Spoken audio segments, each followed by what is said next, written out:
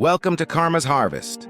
Today we explore a story that reminds us why those who live in glass houses, or in this case, stolen cars, should never throw stones. Sometimes the very trap we set for others becomes the cage we cannot escape.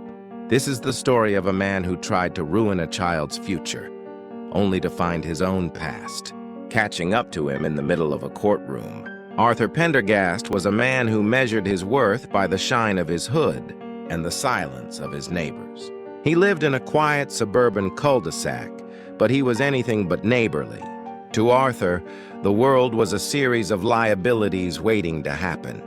He spent his Saturday afternoons not gardening or grilling, but polishing his pristine midnight blue luxury sedan, a vehicle that seemed a bit too expensive for his modest lifestyle, though no one dared ask why. On the other side of the street lived the Millers. They were a hard-working family with a 10-year-old son named Leo. Leo was a bright, energetic boy whose only crime was a love for soccer. One sunny Tuesday, a misplaced kick sent Leo's ball sailing across the asphalt. It didn't shatter a window or dent a door. It simply grazed the rear bumper of Arthur's parked car, leaving a faint, dusty smudge. Arthur didn't just get angry, he saw an opportunity. Instead of accepting a sincere apology from Leo's frantic parents, Arthur spent the next month crafting a legal nightmare. He didn't just want the bumper cleaned, he sued the Millers for $50,000, citing extreme emotional distress, diminished property, value, and trauma that allegedly prevented him from driving. He wanted to make an example of them. He wanted to turn a child's mistake into a payday. The day of the hearing arrived.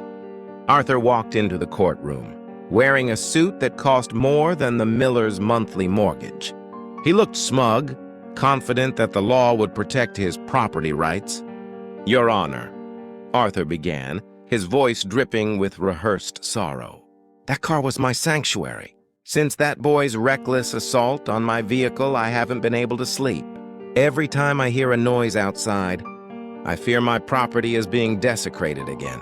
The judge, a no-nonsense woman named Justice Eleanor Vance, looked over the photos of the damage.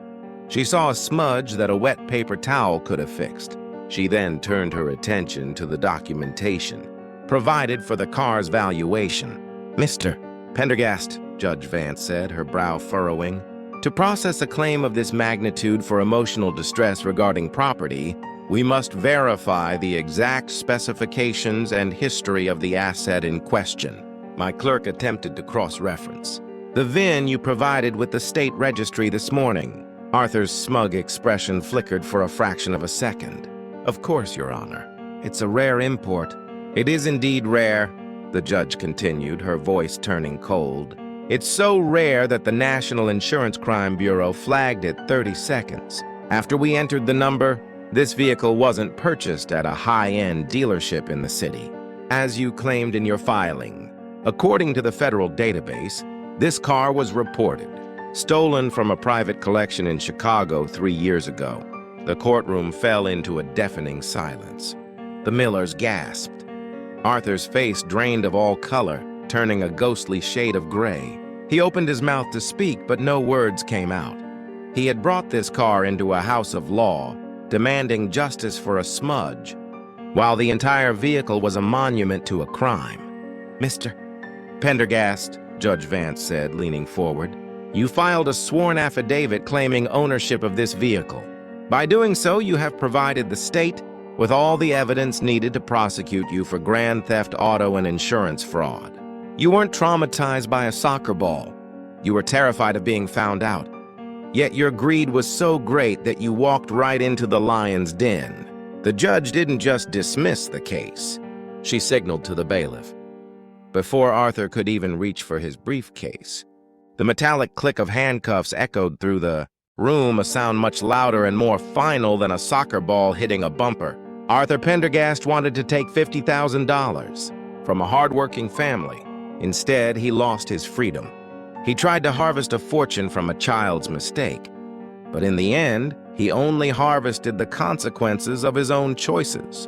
In this life, we often get exactly what we deserve. Some call it justice. We call it karma's harvest.